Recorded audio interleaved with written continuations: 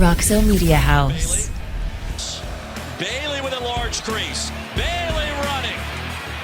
They'll cut it.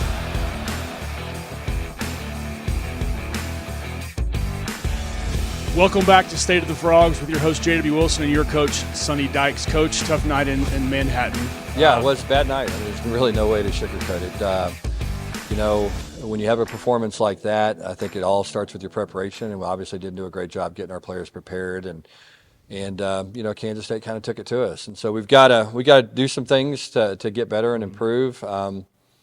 It's the open date comes at a good time. I think we have an opportunity now to really focus on some things that we need to get addressed and get better and try to finish the season the right way. We've got four games left against quality opponents, and none of them are going to be easy, but we need to go play our best and prepare, and our guys will do that. I mean, that's the great thing I love about this team is they're going to show up, they're going to work, they're going to get better, and they're going to go play on Thursday night and try to win a football game. So we got to do a better job of, like I said, getting them ready to go and having a better game plan than we had Saturday. Sure. I got to believe that one of the sources of your frustration is seeing how good we can play, like against BYU, and then seeing it next week playing against the way that it happened at Kansas State. Yeah. I think that's probably been the most frustrating thing with this team is there are times when you look at us and you go, man, that's a good football team, and there are other times you go, that's an awful football team.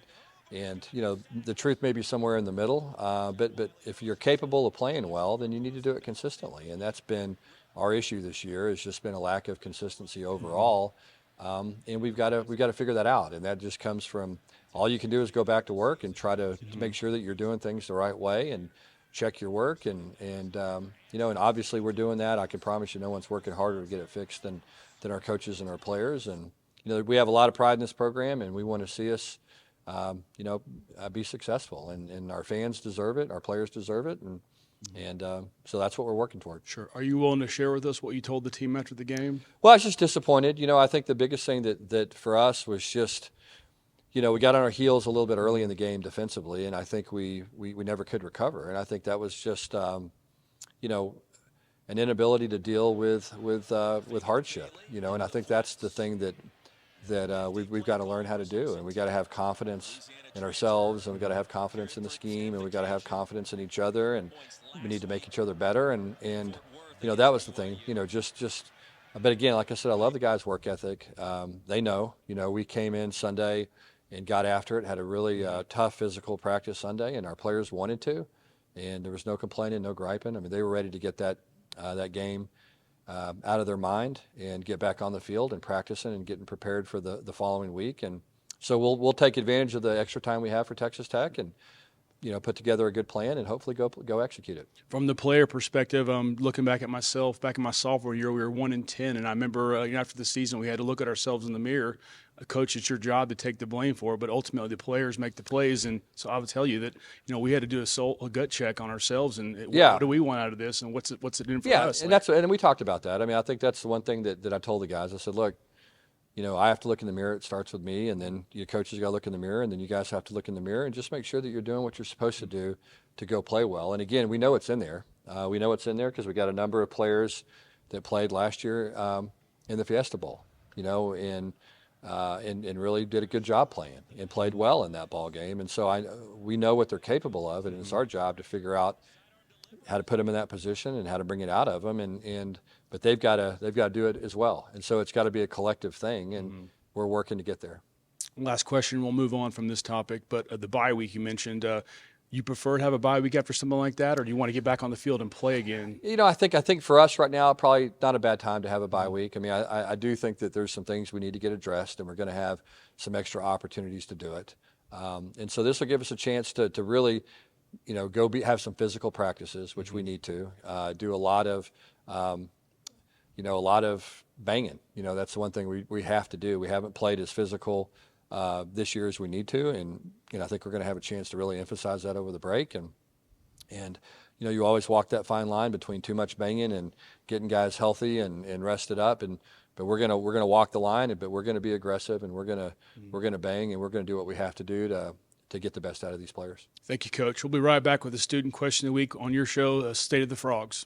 we wouldn't be able to do the things we were able to do this year without the Flying T Club. So we got to continue to get people involved. It's more important right now than it's ever been. Flying T is special. It's the best thing that I've encountered in college. It allows us to be able to offset a lot of the costs that our scholarships aren't able to cover. If people like winning, invest in the Flying T Club and NIL. It's almost a necessity now in the college football world. I mean, you got to kind of invest in the programs, and what you put in is what you get out. We're back with State of the Frogs with your head coach, Sonny Dykes. This week's question comes to us from Tommy. My name's Tommy Robinson. I'm from Southern California, and I'm a business major. My name's Hudson Hatton. I'm from Santa Barbara, California, and I'm a business major as well. My name's Dane DiTomaso. I'm from Chicago, and I'm also a business major. Our question for you, Sonny Dykes, is do you follow professional sports? And if so, what do you think of the Rangers versus Astros? Tommy, that's a good question. I try to keep up with the NFL a little bit, really just former players more than anything else. So obviously watching San Diego, watching LA, watching New Orleans, because that's where a lot of our guys went. Also, keep up with the Lions and some former players I had, Jared Goff's over there, and watching Rashee Rice, who was at SMU for us, is just having a great year with Kansas City. So try to kind of keep up with them. But as far as getting a chance to follow much else, I'll catch sometimes when I get home the last 2 or 3 innings of the Texas Astros series, the Rangers Astros series, which has been pretty fun to watch. I mean, playoff baseball is exciting. And this certainly has been a great series to watch. Right. We're on the eve of hopefully the Rangers going to the World Series tonight. Our crack research team uncovered a little tidbit about you that we wanted to share. We found out that you played a little baseball at Tech back in the day, so you got a little baseball in your blood. Yeah, I played a little baseball, and it was one of those deals where my dad was the football coach at Texas Tech. I really wanted to go to school there. Kind of, had a chance to play baseball there, and kind of got to do what I wanted to do from that perspective. Had a great experience. Played for Larry Hayes. Larry's a heck of a coach, Hall of Fame coach, and really learned a lot from him and had fun. I mean, we had some good teams, and it was first base, correct? First base, yeah, which basically means you can't run, you can't throw, and you can't field. And so I was a one-tool player at best, and could swing it a little bit, but that was about as good as it got. Appreciate the candor. Thank you, Tommy, for your question of the week, and we'll be right back. Talk a little Texas Tech football. And that segment was brought to you by our folks and friends at Railhead Barbecue. Simply the best barbecue in Fort Worth.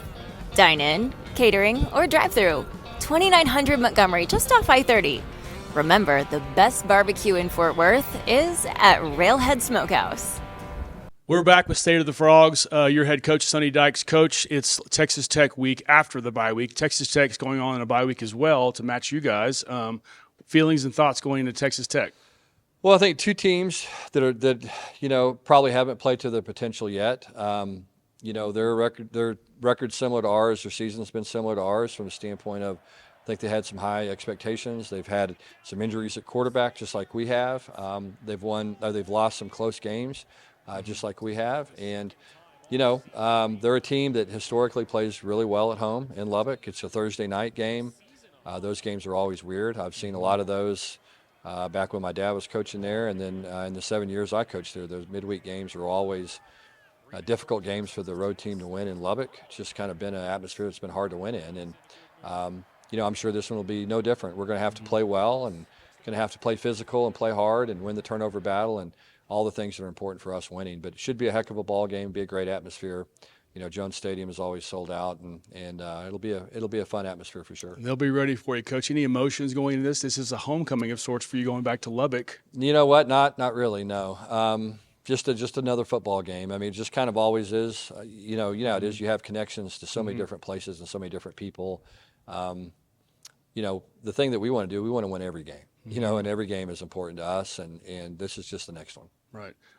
Nobody plays the game on paper, and we like to play this game outside of the actual games. But when you look at a Texas Tech team that got hammered by BYU, we hammered BYU. You can't make sense of those things in sports. It just doesn't work that way. But obviously, you look at this team that's struggling, Texas Tech, and we're in some form of that, I guess, in some fashion. How do you make sense of how people lose to other teams? Yeah, it is. It's the head-to-head stuff doesn't particularly work well. I mean, you look at Tech; they probably should have beat Oregon. Had an opportunity to beat Oregon, who's obviously a really good football team early on. Lost a hard game on the road against Wyoming. lost a tough one at West Virginia, but they're a good football team. I mean, they really are. They are a team that, again, historically plays really good at home. That's kind of where it all begins for them. And I think they are trying to find their identity a little bit. I mean, they've got, I think, one of the best running backs in the Big 12. He's a big physical back and finishes runs well, and he'll be a challenge for us. And they've got a very aggressive defense as well. So. It's gonna take a solid performance by us to have a chance to win, but hopefully we'll go out and play like we need to. Yes, sir. Any connection or history with head coach Joey McIntyre? Yeah. I've known McGuire, excuse me. Yeah, Joey McGuire for a long time. Joey was the head coach at Cedar Hill High School, and I recruited there for years. So I've known Joey for probably close to 20 years, and know him well. Mm-hmm. Very nice, Coach. You said you're going back home. Anybody special coming to the game that you care about? Well, I got my brother and sister both live there, and so they'll be around. And I'm sure I'll have lots of friends and stuff that'll be there. But most of them I would imagine will be wearing Texas Tech stuff. So right. We'll be friends before the game and after the game, but not during the game. Last question. I'll let you go. Now that foreseeably the team goals of a conference championship, not necessarily, but a national championship are changed now, the team has to refocus on a goal. Could you tell us, is it just one game at a time? Yeah, and that's truly the way it's been for us this year. Let's just try to go play well. That was what the formula we had last year. I mean, we never talked about bowl games, never talked about conference standings, never talked about the college football playoff. I mean, it just wasn't our thing, and it hadn't been our thing this year. Right. It's always just, hey, go prepare as well as you can, get yourself ready to play, go play as well as you're capable of playing on Saturday, and then we'll address whatever it is we need to get fixed and hopefully improve and get our performance better. And so I don't think our guys' mindset has changed at all. I really don't think so. And I expect them to be excited to play and be ready to get back out there and want to compete hard and try to win a football game. And then we'll worry about the record and all that stuff when the season's over. Thank you, Coach. I appreciate the time. That's been another edition of State of the Frogs with your head coach, Sonny Dykes. Until next time.